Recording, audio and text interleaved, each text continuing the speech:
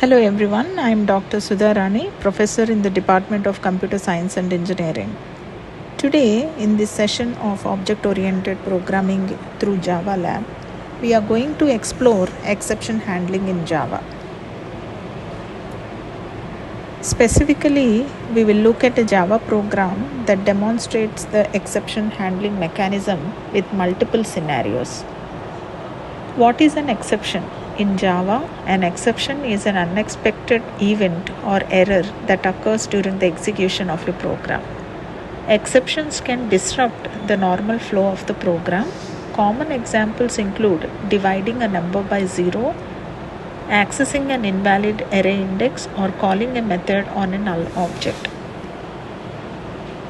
The purpose and uses of exception handling are: we can maintain the normal flow of execution, we can display useful error messages to the user, we can prevent unexpected program termination by gracefully handling runtime errors without crashing the program. Exception handling is widely used in real-world applications like file operations, network communication, and user input validation. The primary syntax used in Java for exception handling involves try and catch blocks. The try block contains code that might throw an exception. The catch block handles the exception and allows the program to continue. So try block followed by the catch block. We can also have multiple catch blocks to handle different types of exceptions separately. Coming back to our program scenario, in this program we will demonstrate 3 common exceptions in Java. Arithmetic exception when divided by 0, array index out of bounds exception when accessing an invalid array index, null pointer exception when performing an operation on a null object. The program will prompt the user for input, perform each operation, and handle exceptions gracefully using try and catch blocks. So let us walk through the program step by step. First, we ask the user to enter a numerator and a denominator. We try to perform division inside a try block. If the denominator is 0, the arithmetic exception is caught and an appropriate message is displayed in the catch block. Otherwise, the program prints the result of the division. If we are not writing this try and catch, the program abruptly stops. The rules for the try block is that a try block must always be followed by at least one catch block or a finally block. You cannot have a try block alone. A try block cannot exist without catch or finally. It is mandatory to handle exceptions in some way. You can have multiple catch blocks for a single try block to handle different types of exceptions separately. Nested try blocks are allowed, which means you can have a try block inside another try block if needed. Rules for the catch block. The order of the catch blocks matters. Subclass exceptions must come before superclass exceptions, otherwise a compile time error occurs. A catch block handles only the type of exception specified. If a different exception occurs, it will not be caught unless there is a matching catch block. Only one catch block executes for an exception. Once the exception is caught, no other catch blocks run for the same exception. Another rule is a catch block is optional if you are using a finally block, in which case you can have a try finally combination. Next, we define a simple array 1, 2, 3, 4, 5. The user is asked to enter an index. We try to access the array element at the given index. If the index is invalid, array index out of bounds exception is caught and a message is displayed. Otherwise, the program prints the value at that particular index. Array index out of bounds exception is an unchecked exception that occurs when you try to access an array with an index that is either negative or greater than or equal to the array length.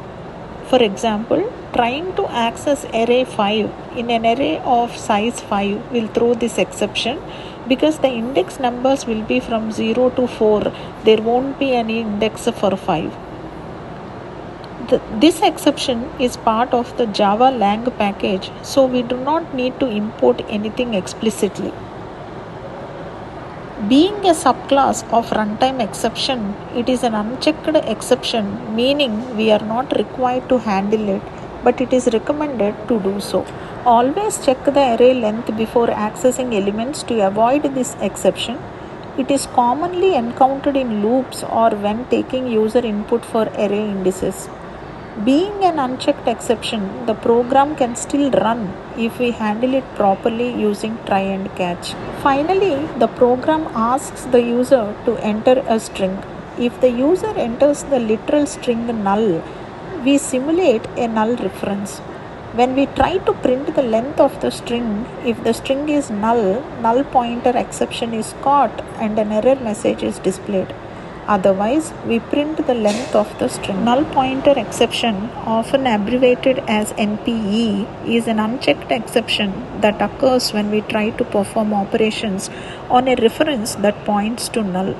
For example, calling a method or accessing a field on a null object will throw this exception.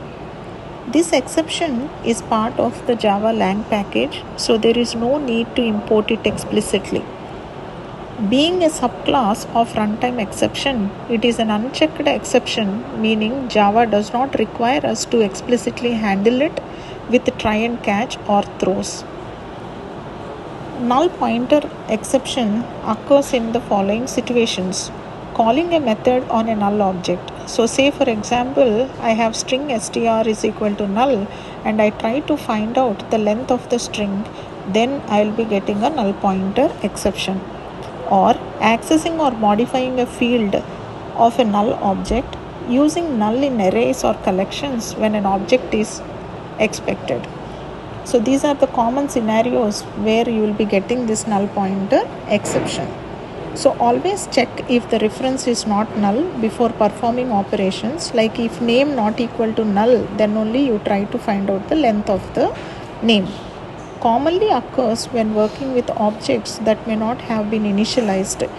So before performing the operation, check it. Using proper null checks and exception handling helps prevent program crashes and ensure smooth execution. So null point exception occurs when we try to use a null reference. Handling it properly allows our program to run safely without unexpected crashes.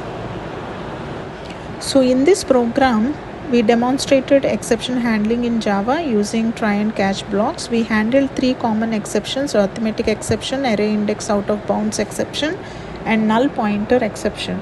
By using exception handling, our program avoids runtime crashes and provides meaningful messages to the user. So I hope this video is helpful to you. Thank you for watching.